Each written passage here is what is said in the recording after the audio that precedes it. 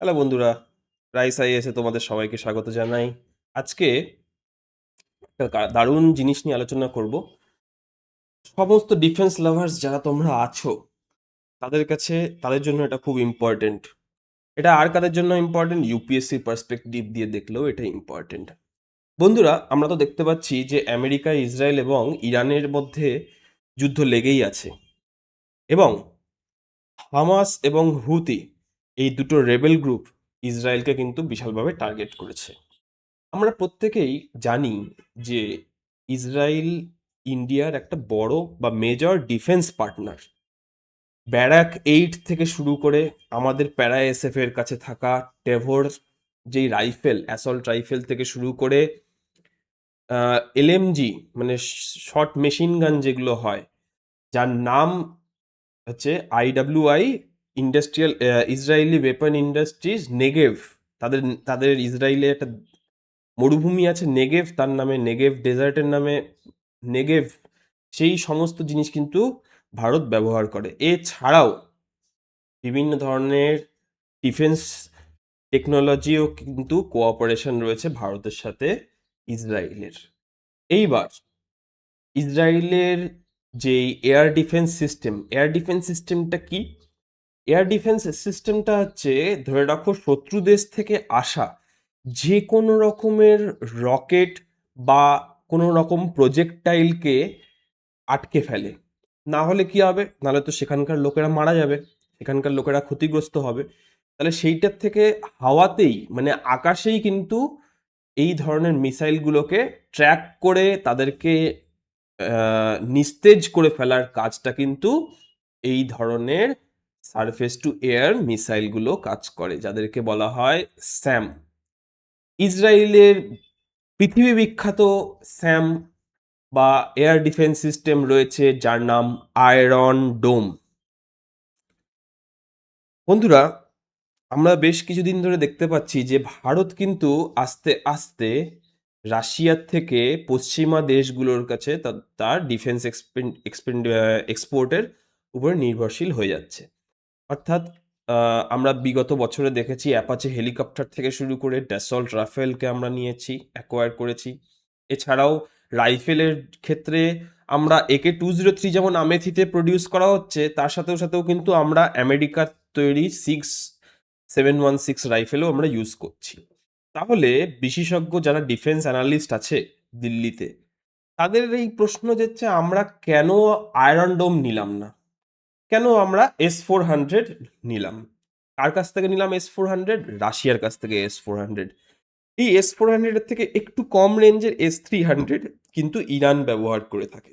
S-400 কারা কারা ব্যবহার করে? ভারত ব্যবহার করে, আলজেরিয়া ব্যবহার করে, রাশিয়া নিজে ব্যবহার করে, চায়না ব্যবহার করে, এবং এর সাথে সাথে তুরস্কেরও কিন্তু নেওয়ার কথা ছিল। ঠিক আছে? এই যে দেখতে পাচ্ছ, এই হলো আমাদের S-400। আমরা যখনই কোনো জিনিস অ্যাকোয়ার করি, তখন ইন্ডিয়ান স্পেসিফিক্স হিসাবে আমরা সেটাকে দেখি যে ভারতের জন্য কোনটা বেনিফিশিয়াল। আমরা এটা দেখি না যে ওইটা সবাই সবাই ওটাকে ভালো বলছে মানেই আমাকে নিতে হবে, তার কোনো কথা নেই। আমাকে বুঝতে হবে যে S-400 আর আয়রন ডোমের কাজটা কিভাবে করে। এই দেখতে পাচ্ছ তোমাদের আয়রন ডোম। ঠিক আছে, দেখতে পাচ্ছ তোমরা যে আয়রন ডোম কিভাবে আকাশেই আসা রকেটগুলোকে কিন্তু আকাশেই নিস্তেজ করে ফেলছে। এই যে দেখতে পাচ্ছ তোমাদের বিভিন্ন, এই যে শত্রুদের রকেটগুলো এখানে গিয়ে গিয়ে S-400 আয়রন ডোমের যেই রকেটগুলো, এগুলো ফাটছে। কিভাবে করছে? ধরে রাখো, এই যে এনিমি রকেট এইভাবে উড়ে আসছে, এই যে র্যাডার সিস্টেম তাকে ট্র্যাক করছে, আকাশেই ট্র্যাক করে নিচ্ছে কিন্তু যে কোথার থেকে রকেটটা আসছে। কন্ট্রোল সিস্টেমের কাছে তাই ইনপুটটা দিল, কন্ট্রোল সিস্টেম সেই অনুযায়ী এইভাবে রকেটগুলো পাঠালো। এই রকেটগুলো কি করে? শত্রুদের আসা রকেটগুলোর সামনে গিয়ে ফেটে যায়। ফেটে গেলে কি হয়? ওই রকেটগুলো নিস্তেজ হয়ে যায়। কেন ইসরায়েল আয়রন ডোমের উপরে নির্ভরশীল? ইসরায়েল আয়রন ডোমের উপরে এই জন্য নির্ভরশীল, তার কারণ ইসরায়েলের যেই কাউন্টার পার্ট যারা আছে, যারা ইসরায়েলের শত্রু, তারা ছোট ছোট রকেট দিয়ে তাদেরকে হামলা করে। এবং ইসরায়েলের বর্ডার ভারতের মতন এত বিস্তারিত বর্ডার নয়। এই যে দেখতে পাচ্ছ তোমরা ভারতের বর্ডার, ভারতের টু ফ্রন্ট ওয়ার, একটা চীন একদিকে রয়েছে, অর্থাৎ উত্তর পূর্ব দিকে চীন রয়েছে, উত্তর পশ্চিম দিকে কিন্তু রয়েছে পাকিস্তান, তোমরা দেখতেই পাচ্ছ। ঠিক আছে, এই জায়গায় যদি ভারত নিজের S-400 ট্রায়াম্ফকে, যার নাম ভারত দিয়েছে কি S-400 সুদর্শন চক্র, এই সুদর্শন চক্র যদি আহ, আসে অ্যাকশনে, সুদর্শন চক্রের কাছেও কিন্তু এই যে দেখতে পাচ্ছ তোমরা, র্যাডার আছে, মিসাইল আছে, সমস্ত কিছু একইভাবে কাজ করে, কিন্তু এর রেঞ্জ অনেকটা বেশি, অবশ্যই এর দামও বেশি। এ কিন্তু শুধুমাত্র ফাইটার, যে শুধুমাত্র মিসাইল না, ইসরায়েলের কাছে বেশিরভাগ কি আসে, রকেট আসে। ইসরায়েলের শত্রুদের কাছে 5th জেনারেশন ফাইটার জেট নেই, বা সেরকম অ্যাডভান্স ফাইটার জেটও নেই। হুতিরা F-35 লাইটনিং ব্যবহার করে না, বা F-22 র্যাপ্টার ব্যবহার করে না। কিন্তু ভারতের শত্রু চীন, তাদের কাছে কিন্তু রয়েছে স্টেলদি ফাইটার J-20। যদি আজকে সেগুলো পেনিট্রেট করে যায় তখন কি হবে? আয়রন ডোম কি পারবে বাজাতে? পারবে না, কখনোই তা সেটা সম্ভব না। তোমরা দেখতেই পাচ্ছ এইখানে আয়রন ডোম এবং S-400 এর কিন্তু আমরা একটা আহ, পার্থক্য এখানে দিয়ে দিয়েছি। এই পার্থক্যগুলো দেখলেই তোমরা বুঝতে পারবে যে কেন ভারত S-400 কে বেছে নিল, আয়রন ডোমকে নয়। প্রাইমারি টার্গেট কি? শর্ট রেঞ্জ রকেট, ছোট ছোট রকেট। S-400 কি? S-400 এর কাছে সব কিছু, যা কিছু আসুক S-400 সেটাকে আকাশেই আটকে দেবে। জেটস হোক, মানে বিমান হোক, বা মিসাইল হোক, বা স্টেলদি ফাইটার, চায়নার কাছে যেরকম আছে কি J-20, পাকিস্তানের কাছে আছে কি হচ্ছে আহ, চায়নার যেই এয়ারক্রাফটগুলো সেগুলো তো ব্যবহার করছেই। এছাড়া J-17 থান্ডার তারা ব্যবহার করছে, সেগুলোও কিন্তু কাউন্টার করা যেতে পারে। ম্যাক্সিমাম রেঞ্জ আয়রন ডোমের দেখছো 70 কিলোমিটার, অর্থাৎ 70 কিলোমিটারের মধ্যে যে কোনো রকেট, শত্রুদের রকেট যদি আসে সেটাকে সে আটকে দিতে পারবে। S-400 এর রেঞ্জটা দেখো একবার বন্ধুরা, 400 কিলোমিটার। ভাবতে পারছো? 400 কিলোমিটার হচ্ছে, একটা S-400 বসে দিলাম, তার আশেপাশে 400 কিলোমিটার সেফ, আর কোনো চিন্তা নেই। এই জেটস, মিসাইল বা স্টেলদি প্লেন কিচ্ছু ঢুকতে পারবে না। ঠিক আছে, এটা কি আয়রন ডোমের যখন তৈরি করা হয়, ইসরায়েলের চিন্তা ভাবনা করে যে সিটিগুলো যাতে প্রিজার্ভ থাকে, যেমন Tel Aviv city, Jerusalem city, ঠিক আছে, বা হাইফা, এই ধরনের শহরগুলোকে বাঁচানোর জন্য আয়রন ডোম। S-400 ভারত ব্যবহার করছে, ধরে রাখো, ভারতের উত্তর পশ্চিম এবং উত্তর পূর্ব পুরো সীমান্তটাকে রক্ষা করার জন্য। এই যে দেখতে পাচ্ছ তোমরা, ঠিক আছে, এই পুরো সীমান্তটা কিন্তু রক্ষা হচ্ছে S-400 এর দ্বারা। ঠিক আছে, এছাড়াও যদি শর্ট রেঞ্জের, যদি শর্ট কোনো রকম কোনো থ্রেটস থাকে, আমরা দেখেছি যে পাকিস্তান থেকে বহুবার অপারেশন সিন্দুরের সময় দেখেছি, বা তার আগেও দেখেছি যে পাকিস্তান থেকে ছোট ছোট প্রজেক্টাইল ভারতের দিকে নিক্ষেপ করা হয়। তার জন্য কি আছে? তার জন্য তো ইন্ডিয়ার কাছে নিজস্ব তৈরি করা স্যাম আছে, আকাশ সিস্টেম আছে। ঠিক আছে, তোমরা দেখতেই পাচ্ছ সমস্ত কিছু কিন্তু আমরা নিজেরাই ডেভেলপ করে নিতে পারছি।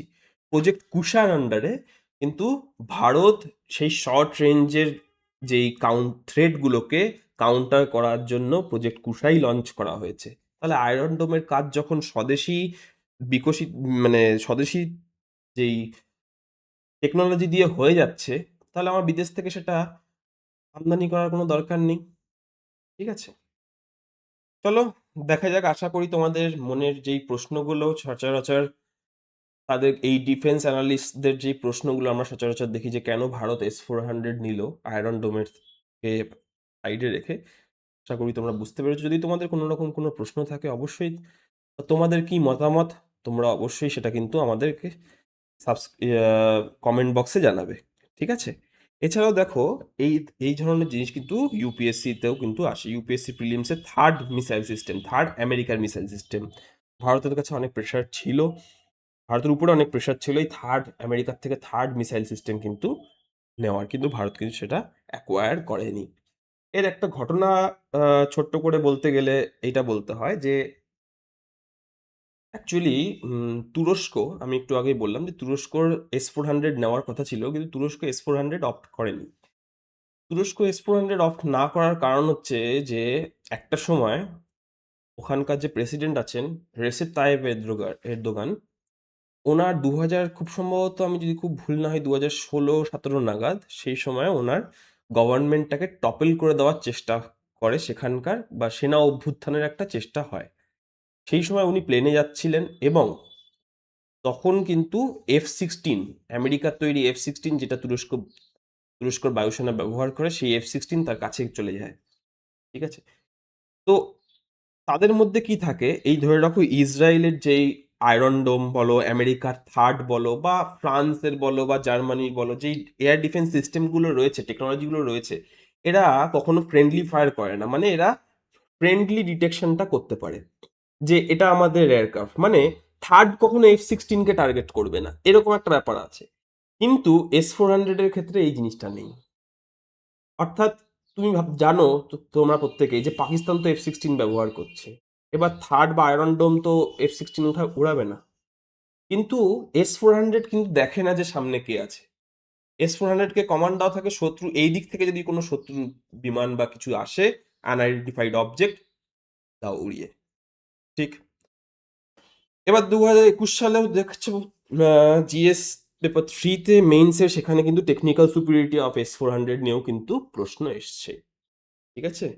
যদি এই ভিডিওটি ভালো লেগে থাকে তাহলে বন্ধুদের সাথে এবং আত্মীয় পরিজনদের সাথে অবশ্যই শেয়ার করবে। কমেন্ট বক্সে তোমাদের মতামত কিন্তু অবশ্যই জানাবে। অসংখ্য ধন্যবাদ। চ্যানেলটিকে লাইক করতে, চ্যানেলটিকে সাবস্ক্রাইব করতে কিন্তু ভুলবে না। ওকে?